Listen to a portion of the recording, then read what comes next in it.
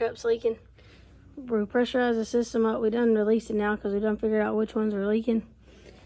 If you look down in there, see the coolant? That one has no coolant. That one has coolant. That one has no coolant.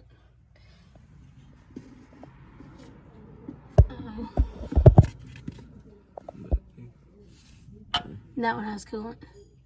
So when you're doing this, when you're pressurizing them up, as long as it's coming out the top ring, then you can put these sleeves in. If it's coming out the bottom, then it's cracked. You have to pull the head off to fix that. But luckily it's coming out the top on all these. So you got these little rings. So pretty much you install the rings down in there.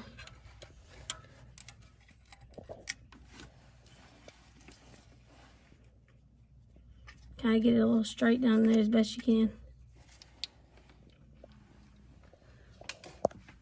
And you got this tool right here. The ring's gonna go on that, down there. We already have our tool set where it needs to be. You make sure you got this bolt, and then you got this little stopper right here. And then you're gonna set it down in there.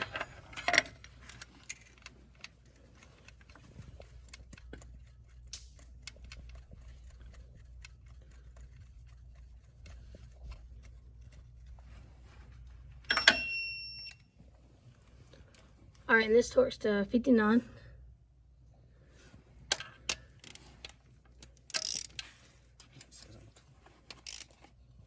Yeah, it tells you on the tool what it torques to too, so you don't have to ever remember that.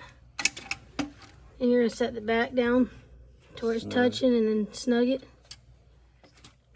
And then you're not gonna touch this big one right here, because that's your set one. So you're gonna put a socket on the top one and run it down.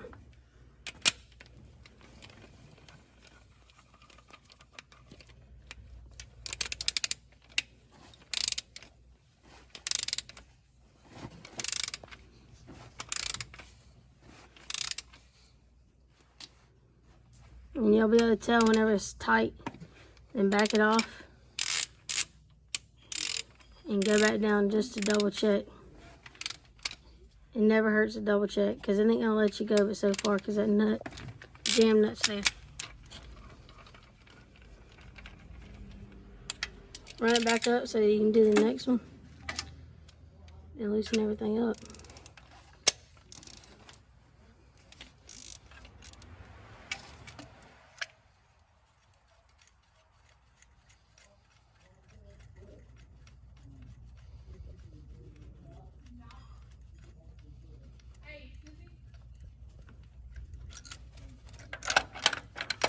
Alright, so after you do that,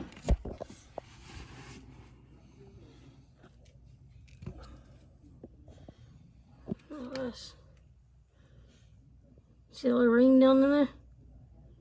So pretty much what that does is it expands the injector cup out to seal it back off. Then you're going to check the height of it. You want it to be somewhere in 69. You don't want it no more than 69 or no less. 68.98. Let's go again. So let's strap it down. There you go, 69.31. So anything 69 point whatever, as long as it's not 70 or 68 point something high is okay, but you really technically want it at 69 millimeters. From the top of the decking to the actual ring itself. I don't know if you heard that, but yeah, you want to go from the top right here to the top of the ring down there. We already did two, let's get the rest knocked out.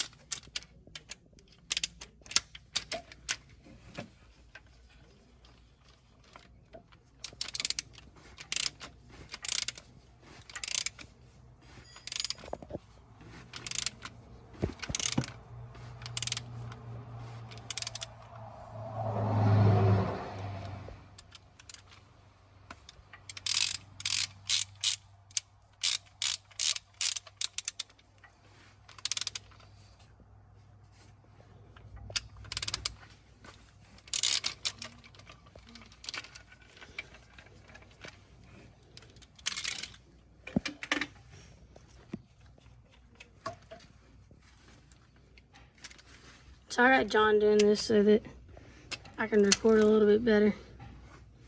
And trying to record and do the job at the same time. And he's actually done more of these than me.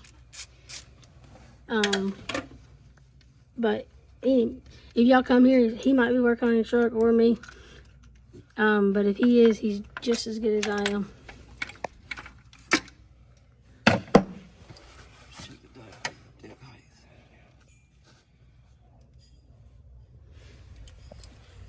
A lot of times everybody's like, oh, I want Allison working on my truck. Not everybody can get me, but like I said, John is pretty much everything he knows. We've had the same people teach us. So 68.99, that's what I was telling y'all. When it's right there at it, I mean, that's right at 69. Double check it again, because sometimes if it has a piece of trash or anything on the very top of it, you'll get a false reading, just like that. So always double check, and if it's not like right on where you want it, do it 3 times. I mean, it don't hurt to keep doing it till you get it where you want it. Now, if it's not in there far enough, just put the tool back in there, and you'll have to adjust the tool. So all you gotta do is take this little Allen right here out. Oh, no, where's Allen? It's actually stationary. Oh, okay. Like this, I believe. So this one actually comes like this, so you can't adjust it. That's weird. The only thing you can adjust is the actual pitch for. Okay, so you can't adjust it down here at the bottom.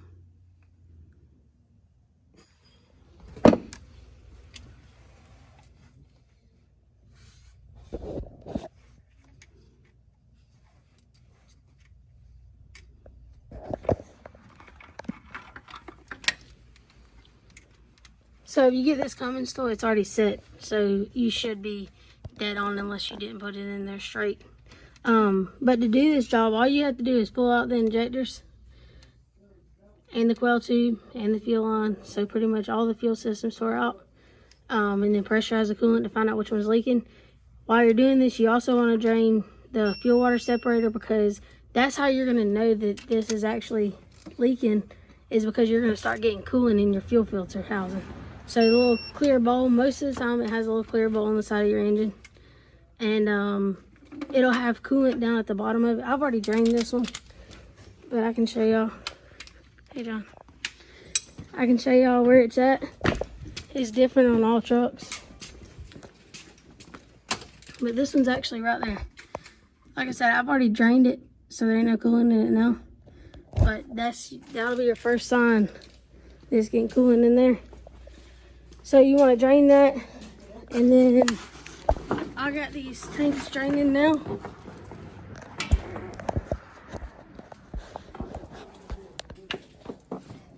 See that coolant dripping out?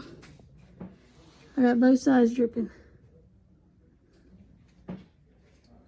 You don't want to take the screw all the way out, because it'll get air in it, so it'll start bubbling. So just crack it loose, let it drain out. Then after you get everything back together, you're going to have to replace your filters a few times just to get all the coolant out, because draining it ain't going to always get it all the way out. We got everything set up ready to go back together. New filters. So as soon as we get done with this, we'll get it back together, guys. So I thought it was a pump one. I know you got to pump one in there. they're all in. No, this is there.